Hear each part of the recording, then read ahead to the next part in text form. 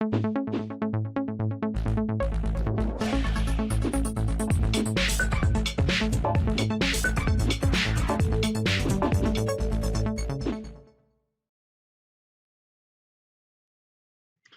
everyone, it's Britsimon again. I wanted to try and do a quick video. I promise I'm going to try and be fast to show how the lottery draw process actually works in real life and why it is we see holes and how the numbers are created and so on.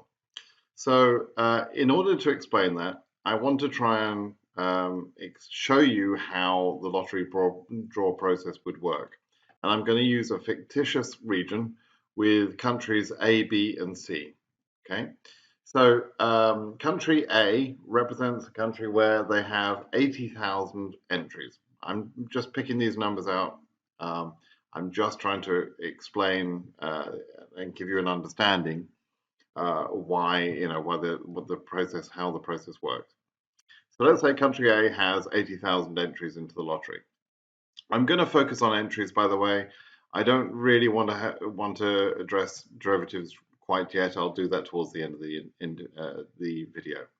So 80,000 entries from country A, 10,000 from country B, and 10,000 from country C.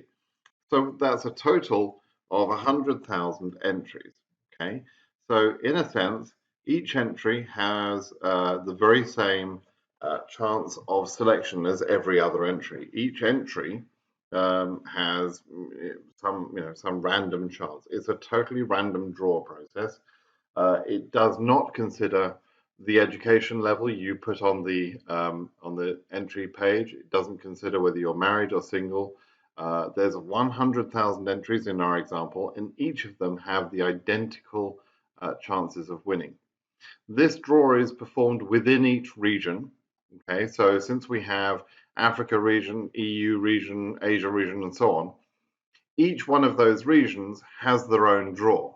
Okay, so I'm going to call mine the Britsimon region, or BS, which people in English may find that funny. And we would expect to be seeing numbers such as BS1, BS2, and so on, right? And the region, and I'm going to pretend that this is the 2020 year. So let's just add that in. Okay, so that's how your numbers are made up. They're the year of the lottery plus the region, a 2-character note of the region you're in, and then the number. And you'll notice also that before your numbers, number 1, etc., there are a number of what I call leading zeros. Okay, so BS001 would actually be more like that, right? Case number 1 would have lots of zeros and then a 1. Case number 2 would have lots of zeros. So we see cases like this: 2020 AF 1, 2, 3, 4, 5, right? But in reality, people notice that that has 3 zeros in front of that, right? And I'll come back to that, and you'll understand why those leading zeros exist. Okay, so how does the draw actually happen? Here's how it works. I'm just going to do the first 30 just to sort of make the point. Now, in our draw, there's a relative chance of the entries the entries, if you like, cause the relative chance of selection. So if there's an equal chance for everyone, every 10 cases, I'm going to have 8 country A, 1 from country B, and 1 from country C, right? So let's just put in our country C in here somewhere, C, country C, and country B. Let's put that in, B, B, right? Now, country A, so here's how the draw process actually works. I wanted to put those in already. But essentially, the draw process starts by numbering everybody within the 100,000 entries. All 100,000 will be ranked and ordered in a randomly occurring order from 1 to 100,000. Okay, that's the first step in the draw. And so essentially, what you'd have is something like this, where you would see a pattern, something along these lines, right? country A would have most of the selectee numbers purely because they had most of the entries. Whoops, I whacked out that. Because they have most of the entries, right? So that would be the first thing. You would see a pattern of an 8:1 ratio between the three countries. And there would be a numbering from 1 to 30, and obviously this numbering would continue down to 100,000. At some point, the people running the lottery decide how many selectees they want, and they have a cutoff. Let's say they say, okay, that's going to be the last case, right? Everyone from case number 27 in my example and down to 100,000 will never know that they were close to being selected. Number 26 was one case away from being selected, and he or she will never know that they were that close, right? That's the first part. It's the ranking, and the top 25 in my example is what counts. Out of the top 25, the majority of the selectees are from country A. Then we've got, just based on an average, we've got one from country B in each of the ranges here.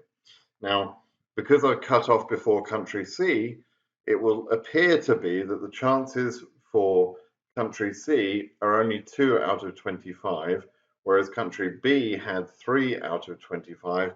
It'll appear that there's some difference between those two, but that really is just a matter of where the cutoff happens.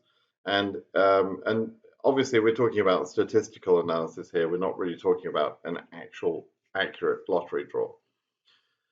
So that's the first thing. Then the next thing is that cases will be looked at to whether they were valid entries or not. So if the photo was, for example, not valid, or if KCC using various methods determined that the entry was fraudulent in some way, then that would be not valid. And perhaps this was a double entry, somebody tried multiple entries, etc. And so they would disqualify some cases. So let's start disqualifying cases, shall we?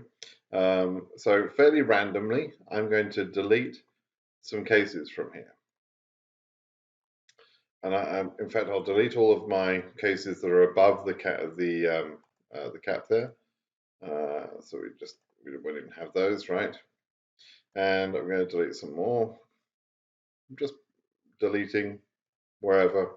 Now, what can happen is that countries that have a high level of fraud will have more of their cases deleted or disqualified than another country, right? So although we know that the disqualification rate prior to the announcement is represented as a percentage across the region, it really is actually a percentage which is different per country, because countries more than anything have some commonalities between them, and people from one country may be more likely to commit some sort of fraud than a neighboring country. It works that way for some reason. There are some regions where obviously there are some countries and regions which have high levels of fraud within that whole region, and that's just the way it is. Okay, so I have now disqualified some of my winners, right? So I started off with 25. I now have lost some of my winners, right? So now I've got 15 winners. I've lost 10 of my winners. I've got holes. So you'll see that case number 1 exists, case number 4 exists, 5 exists, 6 exists. I'm missing cases number 2 and 3. I'm missing case number 7 and 8. So you can see. Actually, I should make this bigger. It'll make it a little bit clearer. But you can see that country B now has one winner there, one winner there. They have 2 winners left. Country C has 1 winner there. They still have 2. Country A has lost quite a few of their cases, and there are some holes in between here. So now, if you're case number 25, you don't have 24 cases in front of you. You have less than that. And that's really where I was coming from to explain, when I've been doing the analysis on DV 2020, to explain the holes rate.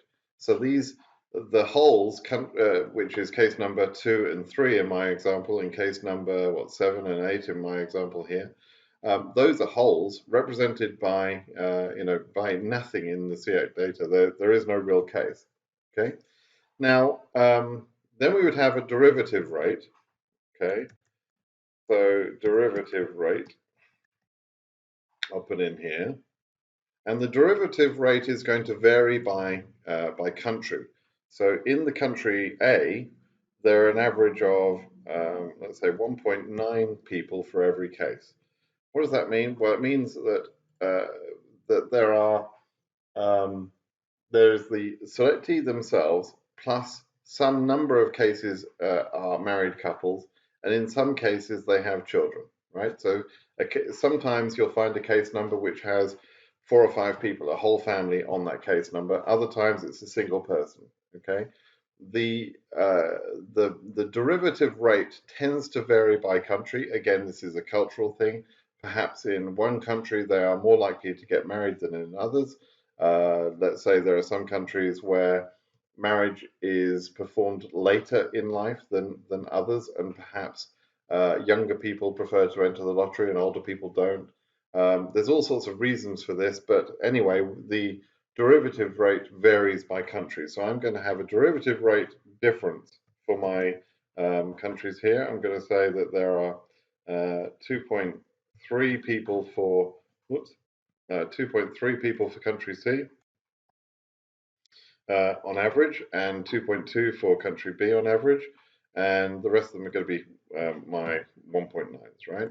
So here's the process there, 1.9s there, there'll be 1.9s, this will be 1.9s, this will be 2.2, this will be 2.3, okay? So now I'm going to have the number of people on my lottery here is going to be a multiplication of these numbers, right? So although I've got 15 cases, right, I now have 29.9, we'll call that 30. I have 30 people on my 15 cases. Does that make sense? And so now when KCC announce the selectee number, they announce the 30 people. They don't announce the 15 cases. They tell us there's 30 selectees. They include all the derivatives. But you can see that overall, we would look at this region and say, okay, the derivative rate for that region is going to be an average of 2. But in reality, as the processing of country A cases go through, the derivative rate for them would be slightly smaller. Now, the last thing about derivative rate is that is based on the initial entry, right? So when someone's initially entering the DV lottery, they say they're single or they're married, whatever is the correct status. Single people, however, sometimes get married during the process, and sometimes people have children. And so this number of selectees and derivatives, rather, will actually increase over the period of time.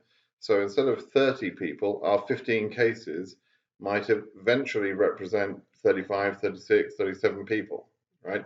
So there are going to be more people added. And when the selectee, let's say selectee here was, let's say, I mean, this is an average number. The derivative rate here is an average number, right? But let's say this guy was actually a single person, right? Let's say this one had a family of 3, and this one was a family of 2. This one was a family of 2. Whoops. Let's do 3 and 2, either way, 3, 2. Okay, so these are the actual numbers. But this guy gets married, right? And he marries a lady, let's say it's a gentleman, he marries a lady and she's got 3 kids. Their number is now 5, okay? So now everyone after case number 1 from country number A has just slipped down in the ranks a little bit because there's now 5 people in front of them where there was only 1 before, right? So you can see how the derivative growth rate actually can make a difference as well. All right, so that's the lottery draw process, and it explains a little bit about the holes. I hope that's helpful. I'm not going to say much more about that now. There is a little bit of a nuance to this with regard to some countries and some regions, but I wanted to do a reasonably quick video to at least explain the lottery draw process and how holes are created. Okay, have a great day, everyone. Bye-bye.